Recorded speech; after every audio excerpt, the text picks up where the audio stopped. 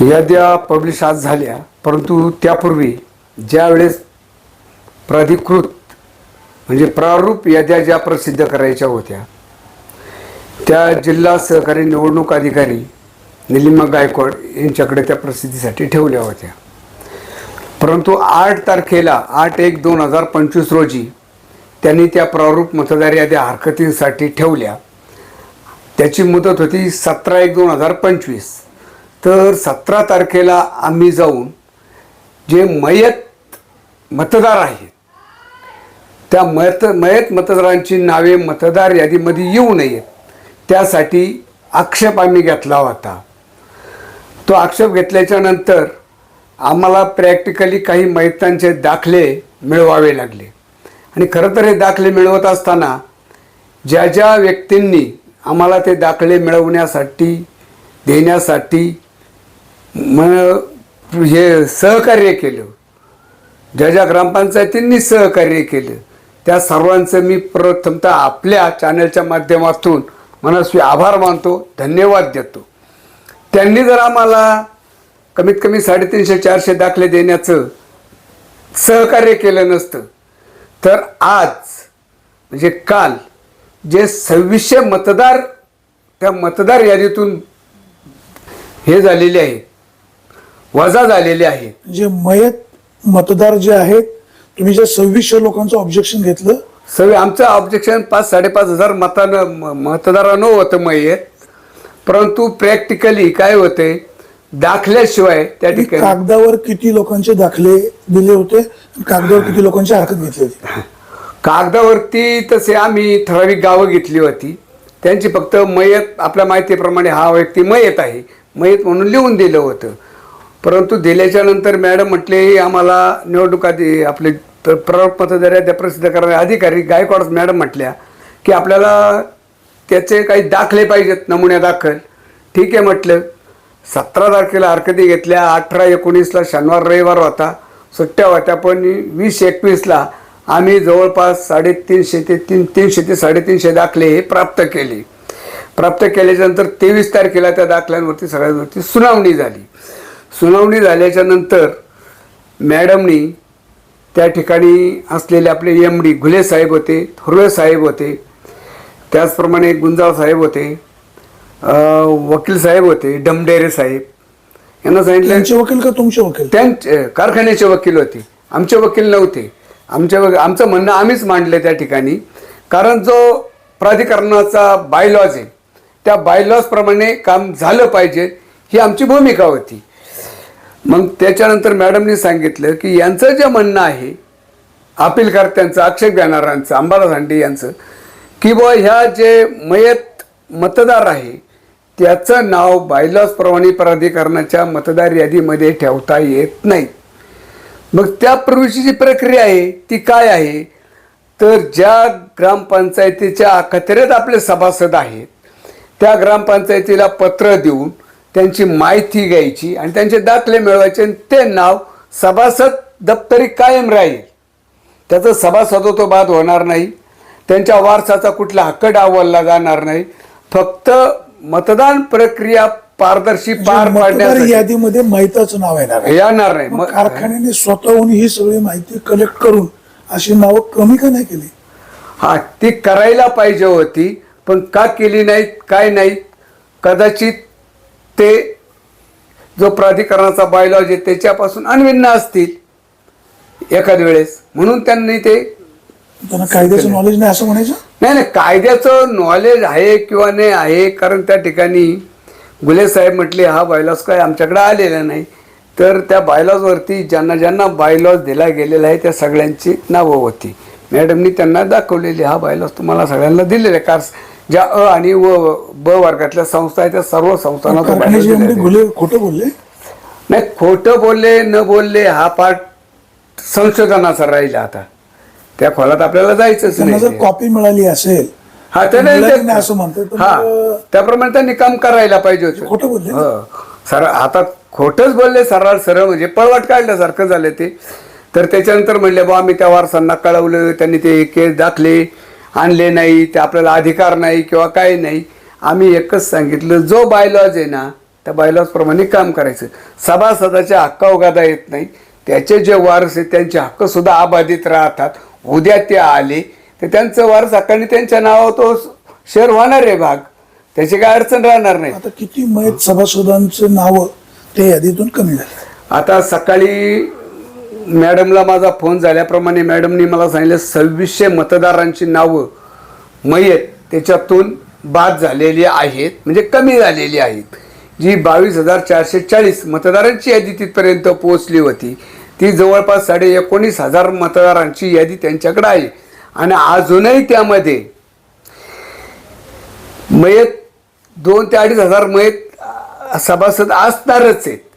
कारण ज्या 2 आणि 4 दिवसामध्ये एवढी माहिती गोळा करणं कधीही शक्य होत नाही. फायनल झाली आता. हा, आता ही जी यादी झालेली आहे आज कारखान्याच्या बोर्डावरती ती यादी आज त्यांनी प्राधिकृत मतदार यादी आहे ती प्रसिद्धीसाठी ठेवलेली आहे. ती यासाठी ठेवलेली आहे की प्रारूप मतदार यादीतील काही आक्षेप असल्यामुळे त्या यादीतील काही नावे बाद झालेली आहेत. कुणाचं नाव आले न आले काय झाले, जर समजा माझं नाव प्रारूप मतदार यादीत होतं आणि आजचं ह्या मतदार यादीत नाही तर मी माझी खात्री करून घेतली पाहिजे. नसेल तर अपिलात गेलं पाहिजे. कारण त्यासाठी त्यांनी तो 10 दिवसाचा पिरियड आहे. हा 10 दिवस मुदत आहे. हा ही 10 तुमचं दिवसाची नाव चुकलं असेल राहिलं असेल तर तुम्ही अर्ज करायचा. अर्ज करायचा. त्यांच्याकडून चुकलं असेल तर त्यांच्याकडून चुकलं असेल तर ती जागा ते करून देणार ना ते ना ती शिक्षा आपल्याला का म्हणजे हा, ती समजा शिक्षा. माझं नाव सुरेश लक्ष्मण वाणी आहे, हो पहिल्या प्रारूप यादीमध्ये माझं नाव बरोबर आले, हो. दुसऱ्या यादीमध्ये त्यांच्याकडून टाईप करताना चुकलं असेल चुकलं असेल तुम्ही अर्ज का करायचा? हा, अर्ज करायला त्यांच्या निदर्शनास जायचं नाही तिथं आपल्याला पर्यायच नाही आपल्या हक्कासाठी. चूक करायची त्यांनी भोगायची अर्ज आपण करायचा आपण. आपण असंच आहे ना आता हे. आता मला सांगा, ठीक आहे आता जी यादी पब्लिक झाली ती झाली, हा. आता निवडणूकचा प्रोग्राम कदाचित पुढच्या आठवड्यात किंवा निवडणुकीचा आता ही जी यादी आहे ही यादी पुढल्या आठवड्यामध्ये प्राधिकरणाकडे जाईल. प्राधिकरण त्या यादीला मंजुरी देईल. यादीला मंजुरी दिल्याच्या नंतर प्राधिकरण निवडणूक अधिकारी नेमल, सहाय्यक निवडणूक अधिकारी नेमणूक होईल आणि सहाय्यक निवडणूक अधिकाऱ्याची नेमणूक झाल्याच्या नंतर निवडणूक अधिकारी तो प्रोग्राम जाहीर करेल. हे सगळं कधी होईल, किती दिवस लागतील? याला साधारणपणे 20 दिवसाचा कालावधी जाऊ शकतो. म्हणजे फेब्रुवारीत निवडणूक लागेल? फेब्रुवारीत लागेल बहुतेक करून 25 फेब्रुवारीच्या आसपास निवडणूक प्रोग्राम जाहीर होईल. काय शेतकरी संघटनेची काय भूमिका? नाही, शेतकरी संघटनेची भूमिका पहिल्यापासून ठाम आहे. आजी माझे आले त्यांच्यासह, न आले तर त्यांच्याशिवाय. पण निवडणूक शेतकरी संघटना लढविण्यावर ही ठाम आहे. जवळपास आमचे बऱ्यापैकी उमेदवार हे कन्फर्म झालेले आहेत. नाही हंडेसाहेब, आता आजी माझी आले नाही आले, आले तर सहन नाही आले तर शिवाय, हा. असं तुम्ही म्हणाले. तुमच्या सोबत तरी कोण आहे? आमच्या सोबत संघटनेचे सर्व पदाधिकारी आहेत. संघटनेत कोण आहे? तुम्ही आणि संजय भुजबळ? नाही कोण आहे? असं नाही. संजय भुजबळ आहेत, तानाजी शेटे, समाना पोकरकर आहेत, अजितदादा वाघ आहे, अजित वालझाडे आहेत, आमची नवीन कमिटी सचिन थोरवे आहेत. कॅपेबल किती आहेत सभासद आहेत. फॉर्म भरायला? अरे ऐका, आता बघा शेतकरी संघटनेत काम करतात त्याच्यामध्ये आमचा संजय भुजबळ कॅपेबल आहे फॉर्म भरण्यासाठी. संजय भुजबळ असं म्हणाले की जर पॅनल नाही पूर्ण नाही, ते झालं आपलं नाही- टिंगलीवारी म्हणाले, ते असं नसतं. ते आलं का लक्षात? साहेब, मी एक जबाबदार बातमी हो, आहे ना. आहे. ते असं म्हणाले की जर पॅनल पूर्ण झालं नाही तर संजय भुजबळ माघार घेईल. नाही नाही, असं होणार नाही. ते असं होणार नाही वाणी साहेब. कारण आम्ही रोज एकमेकाच्या संपर्कात प्रत्येक आहोत. मतदारसंघामध्ये म्हणजे प्रत्येक गटामध्ये हा. मला उमेदवार भेटतील. उमेदवार आमचे प्रत्येक गटामधले जवळजवळ कन्फर्म झालेले आहेत. 99% उमेदवार आमचे कन्फर्म झालेले आहेत. तर उद्या समजा असं आपण गृहीत धरू, कारखान्याचे अध्यक्ष सत्यशील शेरकर आहेत, ते म्हणाले की अंबादास हांडे थोडं थांबा, आम्हाला सहकार्य करा, तर तुमच्या सूचना काय असतील तर आम्हाला सांगा. काय झाले, आत्तापर्यंत आपण सहकार्यच करीत आलेलो आहे. सहकार्य केलं नाही असं कधीही झालेलं नाही. शेतकरी संघटनेचं काम आम्ही सोपान शेठ असल्यापासून करतो, अण्णा असल्यापासून करतो, हे तुम्हालाही माहिती आहे. अण्णांची एक शैली होती. अण्णांच्या कधी आम्ही कारखान्याच्या जे हिताचे निर्णय शेतकऱ्यांच्या आणि कारखान्याला बाधा येणार नाही त्याच्या विरोधात काही आम्ही वागलेलो नाही, शेतकरी संघटना कोणीच वागलेली नाही. परंतु ज्या वेळेस शेतकऱ्यांच्या हक्कावर गादा येत असेल, जर त्यांच्या घामाच्या दामावर काही गादा येत असेल, तर त्यावेळेस शेतकरी संघटना ही कधी कुणाचं ऐकत नाही. ती त्यांच्या पद्धतीने त्यांचं काम करत असते. आता राहिला विषय मागाशी तुम्ही म्हटल्याप्रमाणे सहकार्याची भावना. आता सत्यशील दादांना पाठीमागच्या इलेक्शनमध्ये आम्ही सहकार्य केलं. तुम्ही पॅनल उभं केलं सहकार्य? नाही, याच्या पाठीमागच्या इलेक्शनला केलं ना आम्ही सहकार्य. त्याच्या मागच्या त्याचे साक्षीदार तुम्ही आहात. पण मागच्या निवडणुकीला मागच्या बरोबर आहे ना, मागच्या निवडणुकीला तुम्हाला सांगतो आम्ही घेऊन लढलो माणसं. त्याचं कारण तुम्हाला सांगतो. पॅनल पांगलं होतं. हो, पॅनल पांगलं होतं ना. आता तालुक्यातील सर्व राजकीय पक्षांचे पार ग्रामपंचायत सरपंचांपासून सगळे एका बाजूला झाले. संपूर्ण जो शेतकरी वर्ग होता हा सगळा वाऱ्यावर होता. मग त्या शेतकऱ्यांना कुठंतरी आशेचा किरण पाहिजे, आपल्या बाजूने कोणतरी उभं राहिले, आपल्याला कोणतरी पर्याय दिलेला आहे, त्यांच्या विरोधात मतदान करण्याचा हक्क दिलेला आहे. तो बजावण्यासाठी आम्ही पांगळं पॅनल घेऊन उभं राहिलो. आता पांगळं कसं झालं, काय झालं, ही सगळी स्ट्रॅटेजी वापरतात. तुम्ही कुठल्या मतदारसंघातून उभे राहिले होते? पाठीमागच्या वेळेस मी सभासद झालो होतो, पण आपण क्रायटेरियामध्ये बसत नव्हतो उभं राहिला. तुमचं एखाद्या उमेदवाराचं मला नाव सांगा. किती उमेदवार तुम्ही उभे केले होते, त्यांना मतं किती पडली आणि त्या गटामध्ये मतदार किती होते? आमचा विठ्ठल लक्ष्मण हांडे, तो पिंपळवंडी गटात. किती मतदार आहेत? पिंपळवंडी गटात होता तो. त्याला जवळ 1100 मतं पडली होती. मतदार एकूण किती आहेत? आता त्यावेळेस मतदार किती म्हणण्यापेक्षा मतदान किती झालं होतं आणि हे महत्वाचं. मतदान किती झालं होतं? पैकी हांडे मतदान 10,000च्या आसपास झालं होतं. पैकी 1,000 फक्त मिळालं. हा, 1,000 मिळालं. पण आमचं एक चिन्ह नव्हतं ना, पॅनल वेगळं होतं. आता तुम्ही सांगा, पार सगळे एका बाजूला होते आणि शेतकरी एका बाजूला होते. मग आता चित्र वेगळं असेल यावेळेला? हो, वेगळंच असणार. काय त्याची कारण? कारण काय त्याची? आता कारण शोधायला गेलं तर बरीचशी कारण आहे. त्याचं कारण तुम्हाला सांगतो. आज 20 महिने झाले ऊस तुटत नाही. मावळात गेलं तर सगळा ऊस तुऱ्याने पांढरा झालेला आहे. आणि माळशेज जो रोड आहे त्याच्या उत्तरेला गेलं तर संपूर्ण ऊस उन्हीने खाऊन टाकलेल्या शेतकऱ्यांनी अर्ज करू करू थकलेत. पूर्व पट्ट्यात गेलं, जे हलकी राणे त्या ठिकाणी उन्हीचा प्रादुर्भाव मोठ्या प्रमाणात आहे की अक्षरशः ऊस वाळून चाललेला आहे, कारखाना तोडायला मागत नाही.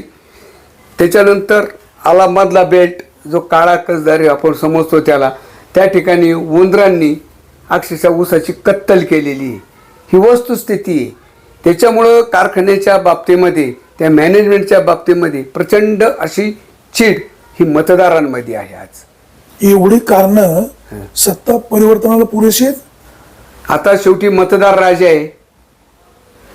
मतदार राजा आहे. आम्ही आमचा का विचारला नाही, बरोबर आहे. आम्ही आमचा पर्याय हा मतदारांपुढे ठेवणार आहे, सभासदांपुढे पर्याय देणार आहे. शेतकरी संघटना हा मतदारांना पर्याय देणार आहे. मी हा मुद्दा यासाठी विचारला.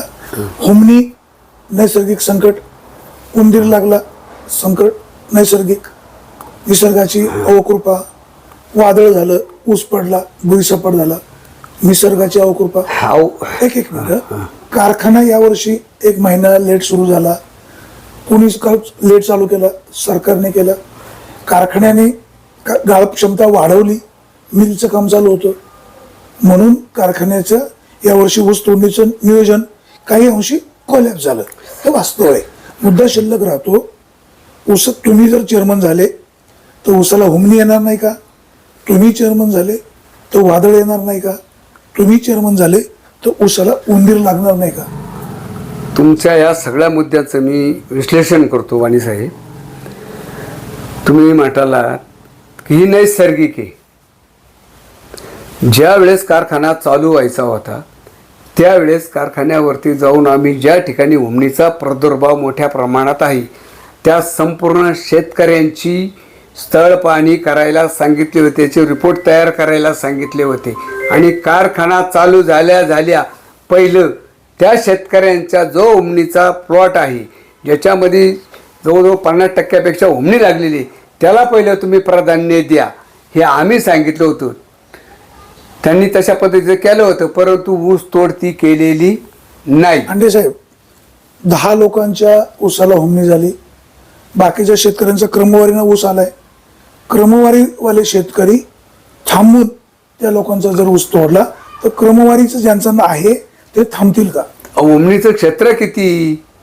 माझं समजा 2 एकर आहे, 2 एकर मध्ये माझी 10-15 गुंठ्यालाच कडेला उद्या हलकर आणि त्यालाच उमणी लागलेली असणार आहे ना. भूमीपुरता तोडला हा तर तो वाढणार, नंतर नाही तोडला अहो ते तो मोडावाच लागणार. उमणीचा ऊस हा ते ठेवताच येत नाही, तो मोडावाच लागतो. उमणी निघा तो ऊस वाळतो, वाळल्याच्या नंतर ती बॅटर सुद्धा राहत नाही, बॅटर सुद्धा राहत नाही. तुरा त्याचा शांडा असतो तो सगळा जळून जातो, ऊसाची लाकडं होतात.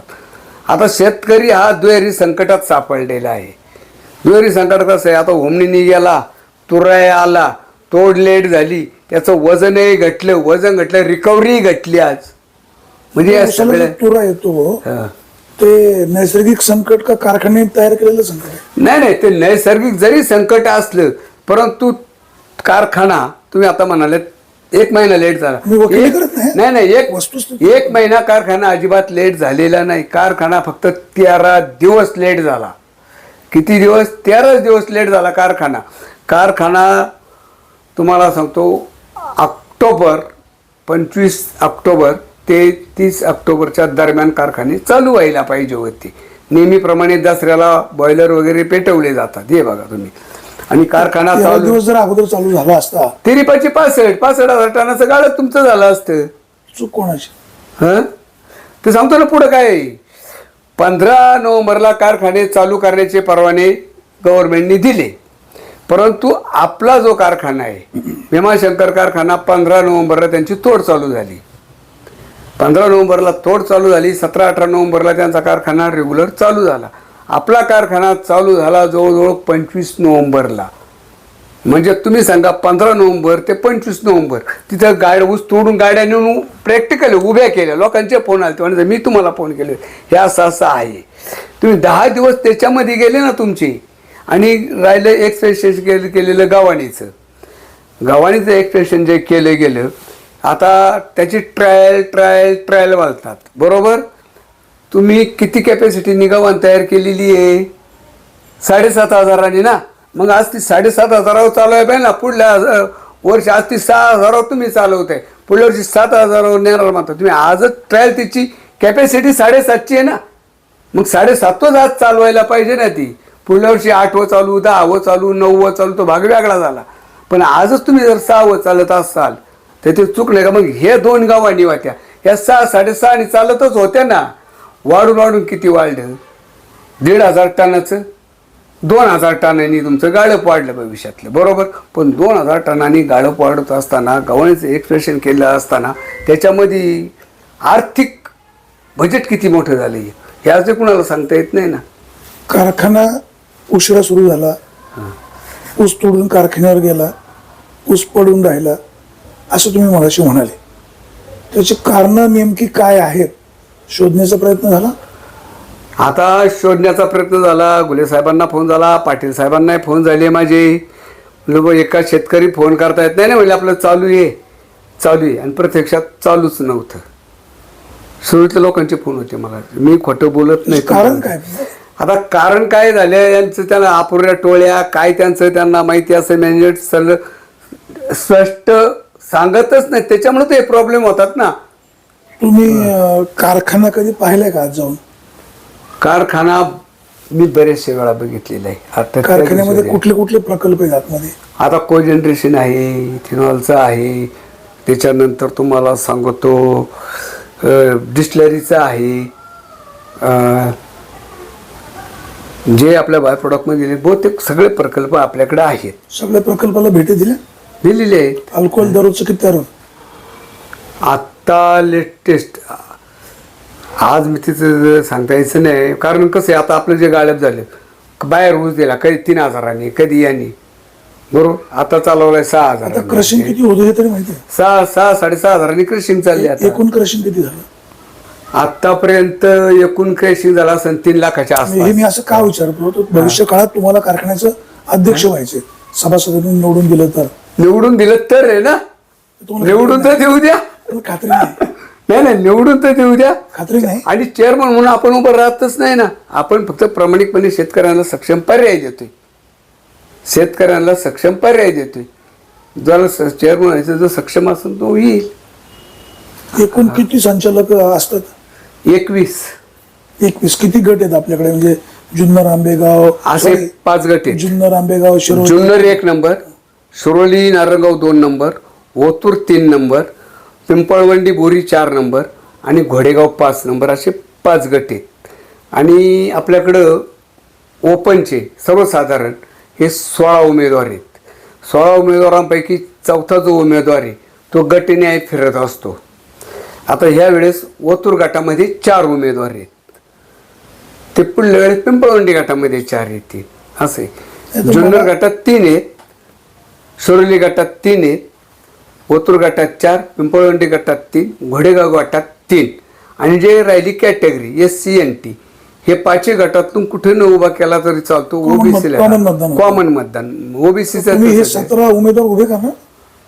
21च्या 21 उमेदवार आहेत. सॉरी 21 जागा आहेत. हो 21च्या 21 आहेत. त्यामध्ये ST/NT धरून हो सर्व एवढे उमेदवारी तयारी चालू झाली. तयारी चालू झालेली आहे. उमेदवार जवळजवळ मिळाले. उमेदवार बी कन्फर्म झालेले आहेत. लोक येऊन सांगतायत आम्हाला आम्ही लढणार. आम्ही लढणारे उमेदवार आम्ही देतो. होऊन सांगतायत लोक. तुम्हाला एक सांगा, शेतकरी संघटना लढते, लोकांसाठी प्रयत्न करते. तुम्ही जे पॅनल उभं करणार शेतकरी संघटनेच्या नावाखातर का असं वेगळं काहीतरी? नाही, आज मी शेतकरी संघटनेच्या नावाने का वेगळं आहे? आज मी तिला शेतकरी संघटनेच्या नावानेच. आता राजकीय स्थित्यंतर पुढे काय होतील त्याच्यानुसार ते गोष्टी. का युती आघाडी करणार? हा युती आघाडी झाली तर करावीच लागेल ना. शेतकरी म्हणले आमच्याच पॅनलमध्ये या. मग नाही असं तर होऊ शकत नाही. ते म्हणले आपण दोघांनी मिळून पॅनल करू. नाही नाही असं होणारच नाही ना. काय अवघड काय? बघा आता शेवटी जे आपण 21 माणसं उभी करणार आहोत बरोबर, आपली संघटनेच्या पद्धती सगळ्यांना विश्वासात घ्यावे लागेल. नाही, समजा शेतकरी म्हणाले की एकूण जागा किती? 21. तुमचे 10 घ्या, आमचे 11 घेतो. चला आपलंच पॅनल करून टाकू. मग अहो आतापर्यंत असं झालं नाही. ते आता कसं होईल वाणी साहेब? विचार करायला काय? नाही विचार करायला अडचण नाही, पण परिस्थिती तुम्हाला समजा सांगतो. असा प्रस्ताव आला तर आम्हाला सगळ्याची चर्चा करावं. जे आपण लढायला उभे करतो आपण दोघे आहोत. बरोबर. तुमचं काय मत आहे? नाही नाही बरोबर आहे. समजा असा प्रस्ताव आला, नाही, आता जर हा प्रस्ताव चांगला की नाही नाही बघा आता प्रस्ताव चांगला आणि वाईट हा संशोधनाचा भाग नंतर झाला. चल आपण सरळ चर्चा करू. सरळ चर्चा. आपण जे उभे करतोय माणसं. नाही माझा मुद्दा एवढाच आहे, एकदम स्वच्छ, सरळ आणि स्पष्ट आहे. विग्नरचे अध्यक्ष सत्यशील शेरकर म्हणाले की चला शेतकरी संघटना आणि आपण एकत्र लढू. तुमचे 10, आमचे 11, आमचा चेअरमन, तुमचा व्हाईस चेअरमन. आपण पाहू बरोबर काय वाणी साहेब, आपण जे उभी करणार आहोत माणसं, जे आपल्याबरोबर 4 माणसं आहेत, ह्या सर्वांना विश्वासात घेतल्याशिवाय. तुम्हाला व्यक्तिगत हा प्रस्ताव कसा वाटतो? नाही आता सगळ्यांची चर्चा करूनच सांगावं लागेल ना. आता मी ऐका, मी तुम्हाला जर वैयक्तिक म्हटलं बा व्यक्तिगत हा प्रस्ताव योग्य आहे, तो लोक काय म्हणतील आम्हाला सांडायला तिथं जायचंय बरं का म्हणून आपला वापर करून घेतोय असं होणार. हो मला वगळून घेतलं ना प्रस्ताव, आपली अडचण नाही. पण आम्ही म्हणू ती आपल्याला जायची हाऊस नाही. 10 माणसं हा आपल्याला ते जायची अजिबात हाऊस नाही हो वाणी साहेब. मी पहिला पण सांगते तुम्हाला, किती पाठीमागे आपली ज्यावेळेला चर्चा झाली तर आपण स्पष्ट बोलले. तुमचे 10 घेतले तर तुम्हाला ते मान्य? Never mind. काय आपल्याला फक्त आपण सांगू ती ठीक आहे, तुम्ही सांगाल ते. आता मला सांगा, तुम्ही म्हणाले सत्यशील शेरकर आणि संचालक मंडळाचा कारभार चांगला नाही. त्यांच्या पॅनलमध्ये 10 लोक घुसवले. शेरकर नाही चांगला कसा मग विरोध करणार ना. तुम्ही मला सांगा जर बिनविरोध असेल किंवा काय होत असेल ध्यानात घ्या. त्या टायमाला चांगलं चांगलं म्हणणारी माणसं आहेत ना आपली. कधी असं हे नाही केलं. तुम्ही सांगा कारखान्याची याला कारखान्याच्या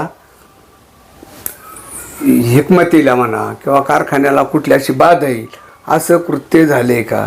कारखान्याच्या हिताला बाधा येईल असं झाले का शेतकरी संघटनेकडून? तुम्ही सांगा. शेतकरी संघटनेचं काम चांगलं. तुम्ही सांगा. ज्याप्रमाणे आपण आता बाहेरच्या कारखान्यांनी बघतो,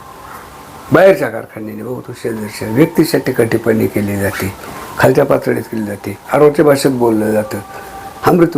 बाहेरच्या शेतकरी संघटनेवर आक्रमक आहे. तुम्ही नाही आक्रमकतेचा विषय नसतो वाणी साहेब. काय असतं माहितीये का, अभ्यास नको हे महत्वाचं याच्यामध्ये. याच्यामध्ये सगळ्यात महत्त्वाची गोष्ट जी असेल, ज्या टायमाला आपलं म्हणणं मांडायचं ते ऑन पेपर क्लिअर पाहिजे आणि कायद्याने आपल्या बाजूने पाहिजे. त्यावेळेस आपण हक्काने बांधून आपल्याचं काही नाही आणि नुसतंच भुई म्हणून सापडून मजा नाही ना कुठल्याच गोष्टीला. व्यक्तिगत सत्यशील शेरकर यांचं काम कसं आहे? आता सत्यशील शेरकर माझे चांगले मित्र आहे, परंतु आता ही लढाई जी आहे ही विचाराची, कारखाना हा विचाराची लढाई आहे ना, बरोबर. आम्ही काय देणार, त्यांनी काय दिले आतापर्यंत, त्याच्या अंगी जाऊन आम्ही सांगणार ना, बरोबर की नाही. तर विधानसभेला तुम्ही शरददादांचं काम केलं, हो. शरददादांनी जर तुम्हाला साथ नाही दिली हां, तर काय भूमिका? शरदाला साथ द्यावीच लागेल. कुठल्याही परिस्थितीमध्ये शरददादांना साथ ही द्यावीच लागेल. मागच्या वेळेला त्यांनी निवृत्ती शेठ शेरकर यांच्या म्हणजे त्यांचे बंधू जे आहेत नंदू शेरकर शेरकर. त्यांच्या घरी बैठक घेतली, पाठिंबा हो, दिला. आम्ही होतो त्यावेळेस. नंतर ते परदेशात निघून नाही गेले. गेले, काय झालं त्यावेळेस वस्तुस्थिती अशी होती, शिवाजी दादा यांनी थोडासा विश्वासघात केला. कारण ज्या टायमाला पाठीमागे पॅनल उभं करायचं त्या टायमाला शरददादा हे तळ्यात मेळ्यात होते, शिवसेनेत नुकतेच आले होते आणि पॅनल उभं करायचं असताना शिवाजीदादाला माझा पहिला फोन झाला. कारण तो प्रोग्राम काय आलं, आम्हाला वाटलं थोडा लेट आहे, परंतु तो प्रोग्राम अख्खा मॅनेज करून आणला होता. हे कारण निवडणूक अधिकारी होते, ते माझे चांगले मित्र होते. निवडणुकीचा प्रोग्राम अख्खा मॅनेज लवकर झालं ना. कोण अहो ऐका ते कसं झालं, हे कोण करतं? डिसेंबर महिन्यात आपलं इलेक्शन लागलं आणि आता कधी लागतंय, किती महिने आगावले आता हे ओळखून घ्या तुम्ही. म्हणजे मॅनेज करून आलेला प्रोग्राम. आता निवडणूक अधिकारी होते, मॅनेज करायला कोण मॅनेज होते? बघा ना कोण होतं ते, तुम्हाला आता सगळ्या गोष्टी माहिती आहेत म्हणे साहेब. तर काय झालं, मागल्या वेळेस शिवाजीदादांना फोन झाला माझा. आम्ही असे बसलो होतो, लक्ष्मण शिंदे, तानाजी शेठ बेनके समाधान, आम्ही बसलो असतो. तर प्रोग्राम जाहीर झाला निवडणुकीचा. मी शिवाजीदादांना फोन केला, म्हणतो दादा असं असं आहे म्हणजे आपल्याला लढायचं आहे. तुम्ही पुढे म्हणून आम्ही बसलोय, या म्हणले लांडेवाडीला. आम्ही गेलो तर त्यांनी माऊलीला बोलून घेतलं, शरदांना बोलून घेतलं, सगळं झालं. आंबेगावची उमेदवाराची जबाबदारी माझी, जुन्नरचे तुम्ही बघा, आपला कुठला पक्षविषयी काही ज्ञान नाही. म्हटलं चालेल, म्हणलं ठीक आहे. आता शरदान तिथं बाईटही दिली, तुम्हीच बाईट घेतली, ही वस्तुस्थिती. हा, ही वस्तुस्थिती. पण ज्या टायमाला प्रत्यक्षात याच्यात प्रॅक्टिकलमध्ये याची पाळी आली. आता हे शरदाला माहिती ना, आम्हाला माहिती ना, काहीच माहिती नाही. त्यांनी डायरेक्ट पाठिंबा जाहीर करून टाकला. पाठिंबा जाहीर केल्याच्यानंतर शरदांचा फोन आला मला, म्हणजे ते असं झाले आम्हाला, आता काय करायचं. म्हणजे दादा तुमचा धर्म तुमच्यापाशी, पण एक वस्तुस्थिती सांगतो, जर आढळरावांनी असं केलं असेल तर तुमचं याच्यात थांबणं उचित होणार नाही. कारण तुम्ही आमदारकी, तुम्ही दादांना काढून दिलं? नाही आमदारकी उसळली सांगतो तुम्ही पॅनल पांगळं केलं? नाही ऐका काय झाले, आणि तिकडचे उमेदवार नसणार, आमदार पॅनल पूर्ण नाही करू शकला. काय तुमचं पॅनल पांगळं झालं, पडलं ते परवडलेलं पडलं. पण जर आमदाराला घेऊन जर पांगळे पॅनल लढलं असतं तर वस्तुस्थिती वेगळी लोक उभी केली ती त्यांचा विश्वासघात नाही का? नाही विश्वासघात काहीच नाही त्यांचा. ते बिचारे गेले ना, पाणी साहेब ते निघून गेले. शरददादांना काढून दिलं, हा विश्वासघात काढून नाही दिलं, काढून दिलेलं नाही आम्ही. त्यांनी सत्सरी विषय घेतला, बरोबर आहे त्यांचं बी. तुम्ही सांगा, जर खासदार तुम्ही आता म्हटलं दादा तुम्ही नका लक्ष घालू. नाही लक्ष नाही समजलं काय होतं माहिती आहे का वाणी साहेब, आता आमदार आणि जर आंबेगावचे तुम्ही जर आपल्याकडे नसतील कॅपेबल, तुमचा मुद्दा लक्षात आला. हा. आता जर तुम्ही पॅनल उभं केलं, हा आता आमच्या ताकदीवर आहे. आणि हा शरददादा म्हणाले तुमचं पॅनल पांगळं आहे, नाही आता नाही होणार. सगळ्या ठिकाणी जागा नाहीत, हा. तुम्ही जरा थांबा. नाही आता नाही, आता सगळ्यात परिपूर्ण जागा आहेत. आमच्या आंबेगावचे उमेदवार सुद्धा ठरलेले आहेत. आलं का लक्षात? विजयाची खात्री?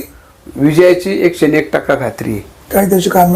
कारण मग अशी सांगलेली सगळी कारण, उसाला हुमणी, उसाला तुरा, तोडणी प्रोग्राम लेट, बाजार भावाचं 10 वर्षातला तुम्ही 70 आले तर उसाला पर टन किती रुपये बाजार भाव द्या? हे बघा, उसाला पर टन बाजार भाव 70-30च्या फॉर्म्युल्याप्रमाणेच दिला जाणार, जो बसेल तो. अंदाजे कंपनी लॉ प्रमाणे 70-30च्या फॉर्म्युल्याप्रमाणे श्रीरंगाचा पहिला तालुक्यावर राबवला जाईल. आपल्या जिल्ह्यात 1 नंबरचं द्याल काय? जिल्ह्यात 1 नंबरचा नाही, महाराष्ट्रात 1 नंबरचा बाजार भाव देऊ. काय धूर सोडून काय व्हायला जाते वाणी साहेब, धूर सोडून काय व्हायला जाते. आज 1 टन ऊस गाळल्याच्या नंतर किती युनिट ऊस तयार होती हे किती लोकांना माहिती आहे? बरं जे डायरेक्टर आपलेच त्यांना किती जणांना माहिती आहे सांगा बरं. किती लिटर इथेनॉल तयार होते, इथेनॉलचे प्रकार किती आहे हे ते का सांग, आहे का माहिती? काहीच माहित नाही ना प्रॅक्टिकल. सभासदांना माहित नाही. ही सगळी जनजागृती करणे बरं लोकांच्या विस्मरणात जाते लगेच ते ना. एक शेवटचा प्रश्न, शरददादा जर असं म्हणाले की तुमच्या सहकार्यामुळे मी आमदार झालो, मागच्या 5 वर्षामध्ये मी पण असं कारखान्याचा असा विशेष काही अभ्यास केलेला नाही, अंबादास हांडे आपण यावेळेला शेतकऱ्यांना बाय देऊ, पुढच्या 5 वर्षात तुम्ही अभ्यास करा आणि पुढच्या 5 वर्षाला आपलं स्वतंत्र पॅनल लावू, असा जर प्रस्ताव दिला, नाही त्यांचा प्रस्ताव त्यांच्यावर लकला त्यांना दिला तर त्यांचा प्रस्ताव त्यांना लकला आलं का लक्षात? असा प्रस्ताव ते देणार नाहीत, मुळात देणार नाही. तुम्हाला खात्री आहे? खात्री देणार मागच्या वेळेस तुम्ही त्यांना बाहेर काढलं होतं. नाही, बाहेर नाही काढले. काय होते वाणी साहेब, काही गोष्टी एखाद्याच्या याला बाधा येऊ नये, इमेजला धक्का लावून द्यायचा नाही. का लागू नये यासाठी आपण इमेज जपली आणि त्या विधानसभेच्या निवडणुकीला बेनकेंना मदत केली. नाही काय झालं आता ते बेनकेरला मदतीचा विषय नाही. काय झाले, श्रद्धा चांगली आपली मित्र सगळ्या गोष्टी झाल्या. आतून टीका करत होते ना पाण्याचं नियोजन जमलं नाही काय झाले त्यावेळेस तुम्ही म्हणल्याप्रमाणे तशाच काही गोष्टी झाल्या पाण्याला आणि काही गोष्टी ऐकायला पाहिजे, ऐकल्या नाही. सगळ्यात महत्वाचं मी पण म्हटलं का काही गोष्टीला आता सगळ्या गोष्टी आहेत कसं आता आपण त्यांच्या बरोबर आहे त्याच्यामुळे काहीच झाकून नाही, झाकून नाही पण काय जे आहे काय झाकली मूठ नाही जे आहे ते बरोबर आहे, चालले आणि चालले व्यवस्थित होणार, सगळ्या गोष्टी होणार. आणि तुम्हाला सांगतो तसं पाहिलं तर अतुल शेठ असेल, शरददादा असेल, ही दोन्ही माणसं तालुक्याच्या नेतृत्वाच्या दृष्टिकोनातून भविष्यातल्या चांगलीच आहेत. शेतकऱ्यांना वगळलं नाही आता खरं सांगतो तुम्हाला याच्यामध्ये ज्या टायमाला तुम्हाला राज्याच्या नेतृत्वात काम करायचे त्यावेळेस असं नाही होत. ते असं म्हणजे कसं आहे का लक्षात? सत्यशील दादा आहे प्रामाणिकपणे मी सांगतो तुम्हाला त्या पटलावरती नाही चालणार. काय कारण काय? हा काय आता ते कारण बघा आता तेवढं जर 2 नंबरची मतं पडली. अहो मतं पडू द्या ना, मतांनुच माणूस विजयी होतो. ऐका मतानु विजय होतो, या सगळ्या गोष्टी बरोबर आहेत. परंतु जी मांडणी ज्या सभागृह समजतं ह्या लय बाबी अवघड असतात. शरददादांचा आमदार व्हायच्या आधी काय कोर्स झाला होता? कोर्स नव्हता झाला. अतुल बेनके आमदार झाले, त्यांचा काय डिप्लोमा झाला होता? डिप्लोमा नाही. आमदारकीचा कसा प्रश्न मांडायचा, अहो विधानसभेत तसं काय नाही. सांगायचं? अहो ते बाळ कडू लागते त्यांना बाळ कडू होता. शरददादांना काय बाळकडू होतं? शरदाने अभ्यास अभ्यास केला केला ना मग. अभ्यास केला ना तेवढा शरकर पण करतील ना. अभ्यास केला, झोकून दिलं तेवढं. शेतकऱ्यांना पण झोकून देतील. माणसामध्ये पोहोचले, तळागाळात पोहोचले, तुम्हाला घराघरापर्यंत शेतकऱ्यांची पोहोचले. कावेळ का? नाही कावेळ नाही अजिबात विधानसभेपुरती? नाही अजिबात नाही. नाही वस्तुस्थिती मी सांगतो, वस्तुस्थिती मी सांगतो ती आलं का लक्षामध्ये. आज मी वस्तुस्थिती हेच मांडतोय, आलं का लक्षात. चांगला मित्र चांगला आहे, कामही चांगली आहे, तसं काय नाही. कुणाला असं दुखावणे बिखावणे हे त्यांच्या बहुतांशी ह्याच्यात सभासद असं म्हणतायत की विघ्नर कारखाना शेरकर खूप चांगला चालवतात. नाही. नाही आता सभासद म्हणतातून ऊस उत्पादकांच्या प्रतिक्रिया काय आहेत, सभासदांच्या प्रतिक्रिया काय आहेत. आता चांगलं कोण म्हणतो तुम्हाला मी सांगतोय का, आता मी बाईट ऐकल्या. आता बाळासाहेब गुले म्हटले चांगलं आहे, त्यांना ते बक्षीस मिळाले, देण्यात घ्या. पुढे लोक म्हणतात ऊस उत्पादक पैसे जाणार. बाळासाहेब गुले म्हणाले म्हणजे त्यांचं टनेज जास्त गेले. हा मॅनेज पुरस्कार नाही मॅनेज नाही, पुरस्कार कुठे मॅनेज आहे. नाही सांगतो तुम्हाला, तुम्ही सर्वसामान्य शेतकऱ्याच्या बाईट घ्या. बाळासाहेब गुले सर्वसामान्य नाही आहेत ना, सर्वसामान्य आहे. एवढं लोकांचा विषय असा आहे, लोक काय म्हणतात माहितीये का, लोकांचं म्हणणं आहे सर्वसामान्य शेतकऱ्यांच्या बाईट घ्या. तुम्ही एखादं नांदत असेल नांदून देणार नाही, नांदून नसेल काढून देतील. सर्व लोकांचं म्हणणं काय, वाणी साहेबांना म्हणावं तुम्ही सर्वसामान्यांच्या बाईट घ्या. 4 नावं सांगा चला, तुम्ही 4 नावं सुचवा. बाईट द्यायला येणारच नाही ना पुढे, त्याला भरवणताय पुढं. आपण जर काय करायचे विरोध बोलतो, आपल्या ऊसाची तुटायची पाहिजे. काय सांगत सुरेश वाणी लोक असं म्हणतात की आमच्या बाईट घ्या. आम्ही बाईट घ्यायच्या कोणाच्या? आता काय सांग, तुम्ही जाऊन बघा बा ऊसाला किती महिने झाले, ऊस तुटला नाही काय नाही बघा, लोकांना आमच्या त्यात काय नाही. आम्ही बातमी कोणाची मुलाखत कोणाची घ्यायची? काय सांगा आता तुम्ही सांगा, काल जे जळीत झाले ते ऊसाची लागवड कशी होती सांगा, काय अवस्था झाली त्यांच्या. त्याच्यामध्ये काही ऊस 10 महिन्याचे, काही 10 महिन्याचे, बरोबर 20 महिने. पण आग आहे ना, आग काय म्हणणार आहे का 10 महिन्याचा आहे, 6 महिन्याचा आहे, 15 महिना, 20 महिन्याचा शेतकऱ्यांनी लावली नाही लावलेली नाही. काय होते त्यावेळेस जर हे तोडणीला आलेले ऊस तुटे गेले, पाचट कमी असतात, सगळ्या गोष्टी असतात. आता विषय आपल्या सगळ्यांच्या समोर आहे. हा, लेट झालं, मिलचं काम मग केलं, हा. पण विग्नरने एका दिवसामध्ये 1500 लेबर लावून 150 टायर गाड्या लावून 12 वाजेपर्यंत सगळा ऊस तोडून नेला. न्यावाच लागतो कौतुक तो. नाही? नाही न्यावाच लागतो ना तो. याचं कौतुक नाही का? नाही, नाही. हे चांगलं मॅनेजमेंट नाही. अहो तो न्यावाच लागतो. जळालेला ऊस चांगल्याला ठेवता चांगलं येत म्हणलं नाही. पाहिजे. चांगलं म्हणतोच ना आम्ही. ते न्यावाच लागतो. प्राधान्य पहिलं त्यालाच द्यावा लागते जळीताला. जर तो 24 तासाच्या आत तोडून न्याला नाही तर तो आंबूस होतो, तो तुटत नाही. हे प्रॅक्टिकल आहे ना, हे प्रॅक्टिकल. आपल्या सोबत होते शेतकरी संघटनेचे नेते अंबादास हांडे. विग्नर कारखान्याच्या प्रारूप याद्या प्रसिद्ध झाल्यानंतर त्यांनी ज्या पद्धतीने हरकती घेतल्या, मयत सभासदांची नावं यादीतनं कमी केली जावीत अशी त्यांची मागणी होती. त्यांनी काही दाखले दिले, ते संबंधित अधिकाऱ्यांनी ऍक्सेप्ट केले. 2000च्या आसपास 2600 मयत सभासदांची नावं 2600. त्यातनं वगळ 2600 काय असेल ते 2600. तेवढी कमी झाली असं त्यांचं म्हणणं आहे. हे त्यांच्या कार्याचं यश आहे. विग्नर कारखाना कशा पद्धतीने चालतो हे ऊस उत्पादक शेतकऱ्यांना, सभासदांना माहिती आहे, यांना पण माहिती आहे. हे मगाशी म्हणाले सत्यशील शेरकर व्यक्तिगत माझे मित्र आहेत की तत्वाची लढाई. आता बघूया पुढे शेतकरी संघटना संपूर्ण पॅनल उभं करतोय का शेतकरी संघटना एकत्र येत आहेत की ऐनवेळी शेतकरी संघटना शेतकऱ्यांना पाठिंबा देते. राजकारणामध्ये कुठलीही गोष्ट अशक्य नाही. हांडे साहेब, आपण विज्ञान टाइम्सशी बोललात, नमस्कार. तुमची मतं मांडली, तुम्हाला मनापासून धन्यवाद. नमस्कार, धन्यवाद. प्रेक्षक हो, आपण कुठेही जाऊ नका, पाहत राहा फक्त विज्ञान टाइम्स, शोध बातमीचा, ध्यास सत्याचा. धन्यवाद.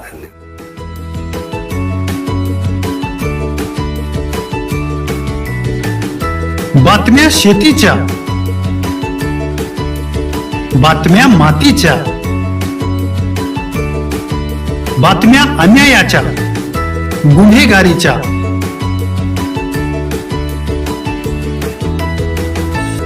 राजकारणाच्या आणि समाजकारणाच्या, शोषणाविरुद्ध बुलंद आवाज, जनसामान्यांच्या हुंकाराची गाज, सत्कार्याला प्रोत्साहन, दुष्कृत्याला अनुशासन, निर्भीड, निस्पृह, सडेतोड, बेधडक आणि रोखठोक म्हणजेच विघ्नहर टाइम्स, शोध बातमीचा, ध्यास सत्याचा. आपलं चॅनल, आपली बातमी. सबस्क्राईब तर कराच, पण बेल आयकॉनवर क्लिक करायलाही विसरू नका.